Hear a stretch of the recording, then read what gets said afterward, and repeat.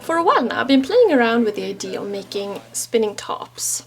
I mean, they're great in the simplest of ways. They're round, they spin. That's pretty much it. It's kind of a challenge to get them to spin as long as possible. I like to keep one on my desk, so when I'm working in front of the computer and I get tired and I need to take a break, I take it for a spin, and it kind of focuses the mind. In fact, this might be one of the oldest fidget toys of all time, an exceptionally simple one at that, which presents a challenge, looks beautiful, and I don't know, it's just kind of cool. Now, in preparation for this video, and as a result of all this work and planning and experimenting, I have a limited run of these available in my shop. So after watching this video, if you find these to be as interesting and as fascinating as I do, and you want to, keep one on your desk as well, then you can check out the link in the description below. But let's get into the video. Let's go into the world of making these spinning tops. When my kid was like 2 or something, I made him this guy on the lathe. This was designed to go like this, which doesn't actually work because the distance between this area and this area is too great. So in order to actually spin it, you have to turn it around, which was not the intention. But after making this one, took it away, and every now and then kind of came back to it, and I started thinking about how can you improve this? How can you turn this into something really great?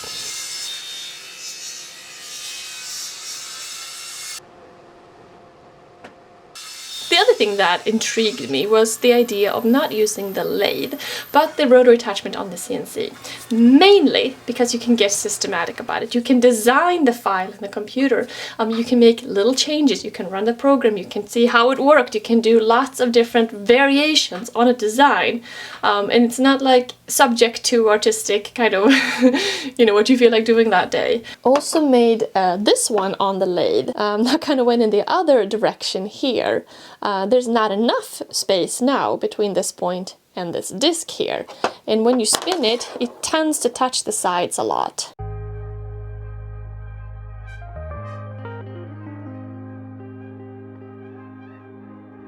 The wood you use matters quite a bit for something like this. Okay, if you're building a piece of furniture, you're building a counter, then however strong that wood is internally doesn't matter. But when you're cutting something small and it has a function, it needs to not break apart. There needs to be no internal knots, that kind of thing. So initially, I was working in creating smaller sizes. But the problem with the smaller size is that it's not as strong. So I had a couple of them kind of break apart. This is soft maple. And then after that point, we kind of moved into a larger direction. A larger size will ensure that it won't be as finicky. However, the quality of the wood still really matters. I've been kind of scouring, trying to find wood that I have on hand that is like 2.5 inches square, and it's, limits the options dramatically. So this is the design that we're working on right now.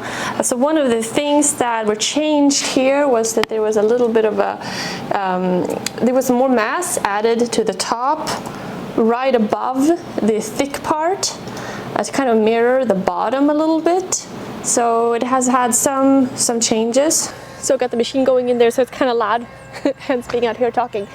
So what we're going to do is we're going to cut out some blanks, cut out some tenons on those blanks, and then cut them on the CNC machine in batches. Going to do a small batch today of, I don't know, 5 or 6, and go from there. Here we have the first rather successful design. It looks a bit like a UFO. It has a bit of a cone for the point. The point is actually rather kind of like dull, large. When I think about how I want these, it's not that complicated. I want to make these in solid hardwood. I want them really substantial and of course functional and well spinning, and I want them to look nice too. This one here, my son designed. He likes it because when you spin it, it tends to wobble a lot. And one of the main things about this one is that the point right here is smaller, especially if you compare it to this one.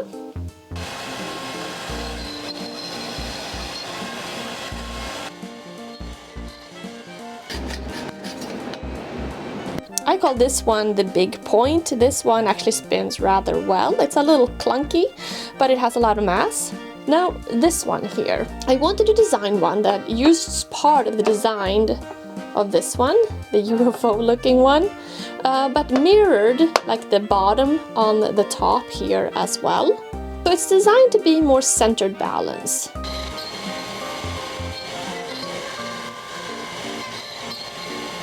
After all these, I wanted to design something that kind of combined a lot of these attributes.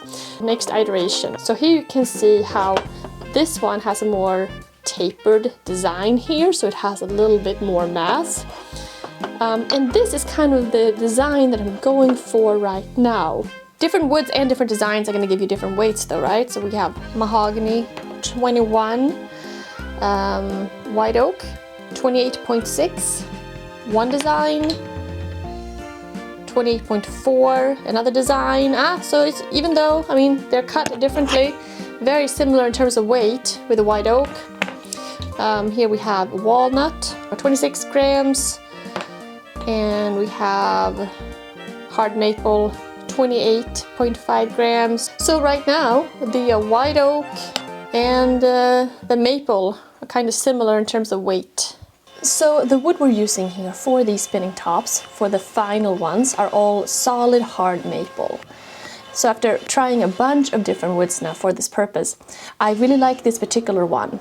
And of course this could also be this particular stock that I have here right now, but this wood is structurally solid and even on the inside. It is very hard, so it cuts well, it doesn't tear easily. And the surface, once finished, is absolutely beautiful and very hard. It also contrasts quite nicely with the walnut I'm using for the dishes. So we need to turn a tenon on these pieces so we can fit these in the chuck, each blank. I mean the chuck on the CNC to cut these blanks up, and I mean that they will also fit into the chuck for the lathe. So when the time comes for sanding, they're easy to secure that way too. The other thing we've tried and decided against was to cut these out from a longer blank, so that we would cut several tops from the same piece. Turns out there's too much deflection when you do that and it affects the design. So we really need each top to be cut from its own blank. And of course now with this sanding process on the lathe being this way, it's necessary from that point of view as well.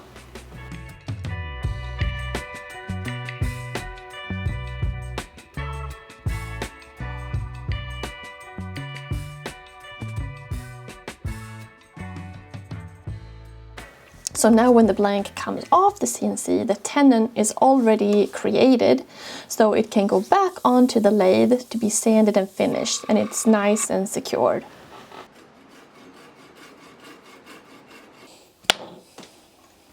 So, how long is it possible to get one of these to spin?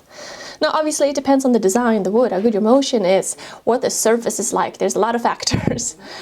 Initially I was getting the earlier versions to spin for like 30 seconds. And I thought that's pretty good for a large wooden top. Then as these models progressed, we were able to get them to spin for about a minute. Another great result, I thought. 22, At this point, however, the longest we've gotten 24, this 25, size top 26, to spin is 27, actually 28, a minute and a 29, half. 1 minute 30, 31, 32, 33, 34.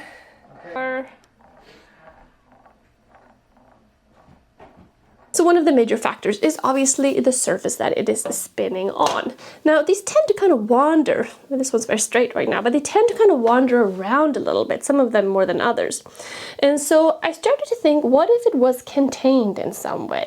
Enter a slightly shallow bowl. Turns out this is a big improvement, especially from some other surfaces. Now, to create the little tray or the little holder for the tops to spin on, I'm thinking about what kind of wood I want to use. And I happen to have this quite gorgeous piece of walnut. I should be able to get all 20 done on this one piece. So when it comes to designing something like this, okay, so what's the best idea?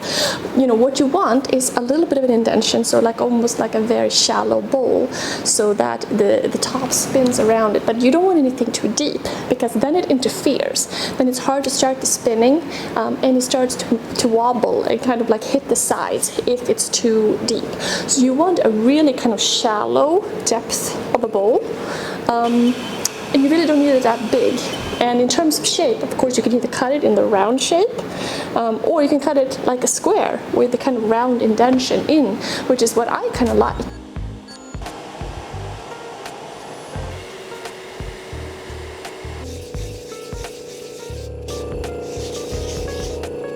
When you make a tray like this, whatever you want to call it, the thing to be concerned about is how smooth it is, right? Because if there's any little bumps or anything, the top is going to get caught on it and it's not going to spin as well. So I was concerned that there would be, you know, some tool marks and stuff that would need a lot of sanding to get through, to get off. And on the first test here, we have a bit of a tool mark.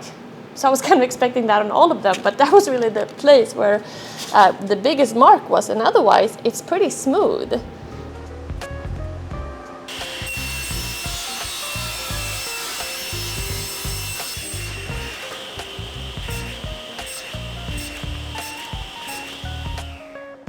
Okay, we've got beautiful little walnut trays here. Been sanding these and going to start finish them with shellac.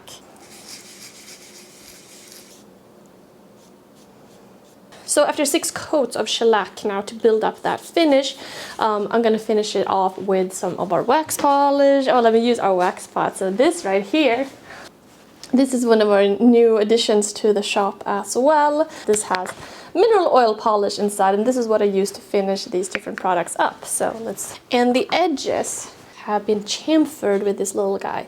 Now the important thing here is to first finish this with shellac and then do the hand plane, because if you do that, you'll be able to get nice consistent curls for the edge grain. Now whenever I want to get a really smooth finish of a surface, I use wax polish and I use either steel wool or sandpaper to apply it. So we'll get some out of here, and then and kind of micro sands it some more. It's like a wet sanding at this point. So the difference in this final step is quite dramatic. Like this one has only shellac and this one has now been finished, and the whole surface is like just so very, very like kind of warm to the touch. It's very, very smooth. I guess it's worth pointing out too that I've done a lot of tests with spinning these tops right now, and like when I started doing the ceramic top, you get a pretty smooth surface. Now it's not really possible to get quite as smooth a surface in wood, no matter how much you finish and sand and wax and all of that. It's gonna get pretty good, but it's not gonna be quite as smooth as a perfectly smooth ceramic cup. But these of course are really meant as a set. So this is like how you would keep it. You would keep it on your desk like that, or wherever you're keeping it. And it's a way to keep it contained. Now this is a much better surface than many other surfaces. I mean, if you have a desk that's kind of all scratched up, this is going to be a much better surface. So even when you get kind of a spin and otherwise it would wander off, now it stays within this kind of sloped area.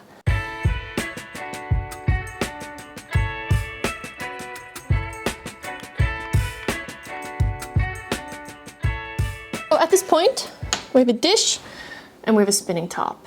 Now what I think we need is some sort of box to ship these out in, to keep them in. So in the past, when making boxes for screwdrivers or something, I've used a CNC to cut things out on that.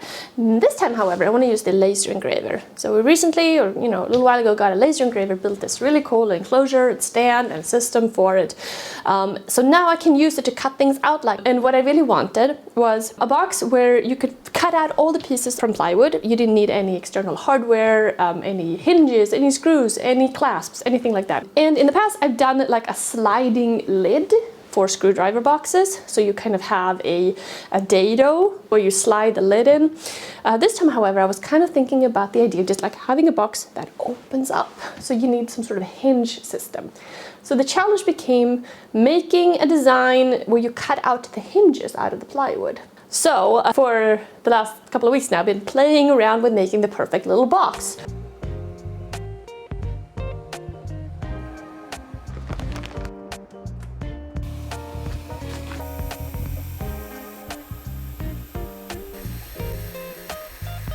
Now, this is what we got right now. Here we have these little parts of the hinges.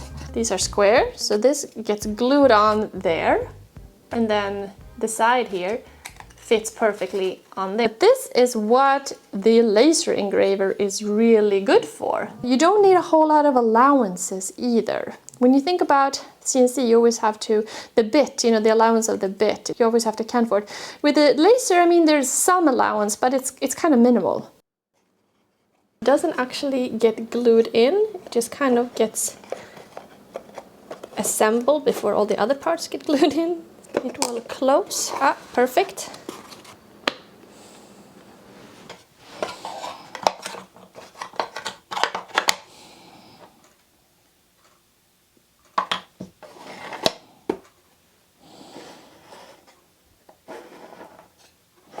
So in terms of size here, we got the regular one that I've been working on all this time, which is 2.5 inches in diameter when you start in terms of the block. I thought initially, okay, this is pretty big. Then figured out it'd be cool to make a really large one. This one and this one.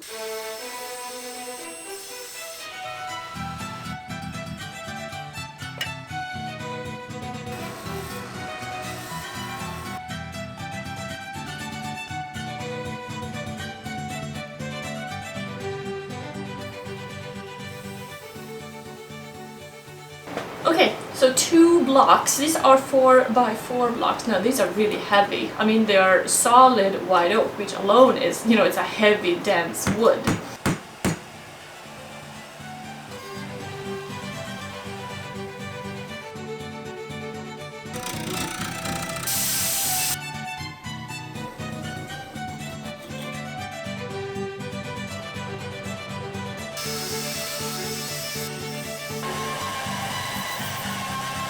You can hear the CNC machine in there. So we're currently cutting out the second really large spinning top. So first, you know, large version have cone shaped, and now second one slightly different.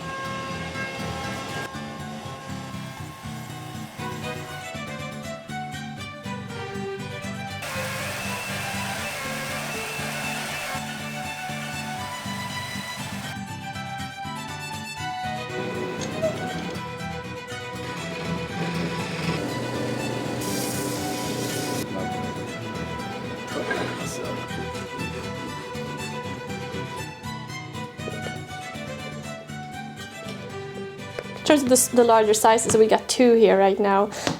Different shapes and size designs. This is the, you know, the traditional cone shaped, and this has this, in my opinion, more elegant, you know, beautiful shape. Neither one is very useful or practical in terms of actually spinning. Now, I was thinking, okay, we have gone larger, maybe we should try to go smaller again. Initially, I went kind of away from smaller sizes because I got a lot of issues when I was doing smaller sizes. But I figured now, okay, we've developed this technique. We know what wood we're using. We've done so many different tests. And I was thinking it'd be kind of cool to make a smaller version as well, just to see how that would work out. So, behold, little mini version of this guy. Now this blank requires 2 inches in diameter from 2.5. Whereas this block here was 3 3/4 inches in diameter. This is many times bigger than this in terms of mass. It's kind of funny, like making the smaller version of this spinning top the footage of it looks exactly the same because it is the same design. And in terms of scale, it is not different enough to really like catch the eye, like, oh wow, that's a much smaller version. But it is smaller.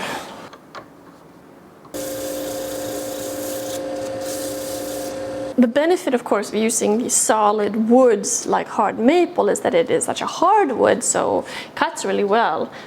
The downside, of course, is it takes forever to sand out any marks because they're just so hard ingrained there. So.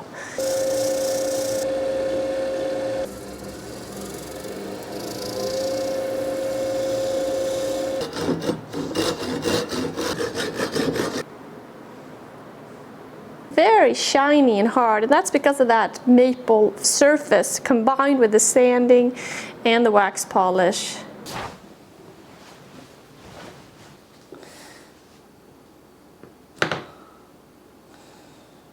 this kind of made me think, well, maybe I should also offer a smaller size. Enter a newly redesigned miniature version of the box that perfectly fits the little spinning top. So here we have the regular size box, the little baby one. Okay, can we improve this further? Obviously, I'm sure you can in many different ways, but one way that I was thinking is that it would be kind of nice to add a slightly different grip. How can we do that? How about paint? Let's dip each handle in some white paint to kind of further the grip and also add a nice like visual touch. So that's what we're going to do. So if you enjoyed this concept and you want one of these as well for your desk or wherever, I have a limited run of these in my shop. They come with the dish and the top and the box. I also have a couple of the smaller version that come with the top and the box. Check out the link in the description for any details about these kits that are going to go for sale. I kind of like the top being painted white.